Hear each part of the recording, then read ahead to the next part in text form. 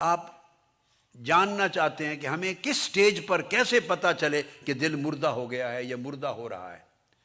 موت جو death of heart ہے، دل کی موت کا پتہ، اس کی بھی علامات ہیں. 3 علامات. کتنی علامات ہیں؟ 3 علامات.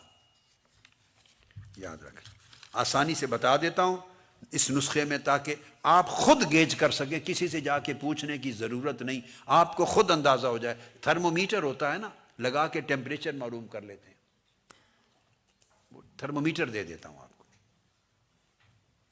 لیکٹومیٹر ہوتا ہے، میٹرز ہوتے ہیں، آپ خود اندازہ کر لیتے. 3 چیزیں، اگر وہ علامتیں یا ان میں سے کوئی ایک علامت پائی جائے، یہ علامتیں آپ کو خود نظر آئیں، تو آپ خود جان لیں کہ دل یا مردہ ہو گیا ہے یا مردہ ہو رہا ہے. پہلی، عدم الحزن علی ما فاتک من الطاعات. حزن جو ہے، عدم الحزن، یعنی آپ کی اگر نماز رہ گئی، روزہ رہ گیا، نمازیں رہ گئی، تسبیح رہ گئی، ورد رہ گیا، جو اللہ کے فرائض اور سنن ہیں، اگر مس ہو گئے، یو مسڈ، اور آپ کو بعد میں غم نہیں ہوتا، مس ہوا مگر بعد میں غم نہیں، تو سمجھو دل مردہ ہو گیا ہے. مس ہونے والے کا دل مردہ نہیں ہوا، قضا ہو گئی وہ پڑھ لے گا. جس سے کوئی فرض یا کسی مجبوری میں مس ہو گیا، فوت ہو گئی چیز، وہ اس کا دل مردہ نہیں ہے. مردہ اس وقت ہے جب فرائض اور سنن اور احکام اور طاعات، نیکیاں فوت ہوں، یعنی مس ہو جائیں، اور بعد میں بندے کو بے چینی اور غم اور دکھ بھی نہ ہو. اس کا مطلب ہے دل اس کے فوت ہونے پر راضی ہے. تو وہ دل فوت ہونے پر جو راضی ہے، نیکی کے فوت ہونے پر، اس کا مطلب ہے کہ دل فوت ہو چکا ہے. عدم الحزن علی ما فاتک من الطاعات، غم نہ ہو.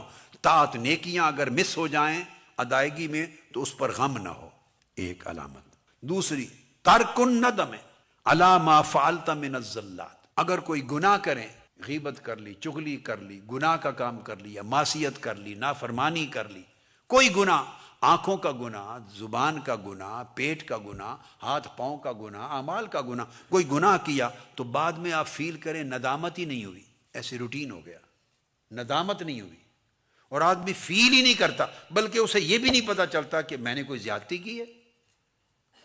اب آپ خود دیکھیں، بہت سے لوگ ہیں وہ زیادتی کرتے ہیں اور وہ سمجھنے کو بھی تیار نہیں کہ میں نے کوئی زیادتی. دوسرا بندہ سمجھا کے بھی تھک جاتا ہے، اس کی سمجھ بھی نہیں آتا کہ میں نے کوئی زیادتی کی، کہتے میں ٹھیک ہوں. اس کا مطلب ہے دل اتنا مردہ ہو چکا ہے کہ وہ اپنی کی ہوئی زیادتی کو زیادتی بھی سمجھنے پہ تیار نہیں. جو زیادتی کر بیٹھے اور اس کو سمجھ آ جائے میں نے زیادتی کی، اور نادم ہو جائے، تو جب نادم ہوتا ہے تو فوری جا کے معافی مانگ لیتا. کتنے ہم ہیں جو ایک دوسرے سے غلطیوں پر معافی مانگتے ہیں؟ نہیں مانگتے. تو جو ندامت بھی نہ کرے اور معافی نہ مانگے، وہ دل مردہ ہے. اور تیسری، وَصُحْبَتُكَ لِلْغَافِلِينَ الْأَمْوَاتِ.